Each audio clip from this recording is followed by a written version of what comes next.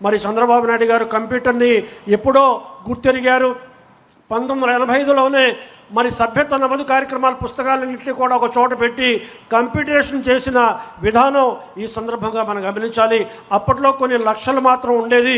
ఈనాడు నారా లోకేష్ గారు హైటెక్ విధానంలో ఈ సభ్యత్వ నమోదు కార్యక్రమం చేయడం మూలంగా భారతదేశంలో ఏ రాజకీయ పార్టీకి కూడా అతి తక్కువ కాలంలో 1,03,86,859 మంది సభ్యులని సభ్యత్వాలు చేర్పించిన ఘనత ఈనాడు నారా లోకేష్ గారి సారథ్యంలో వచ్చింది.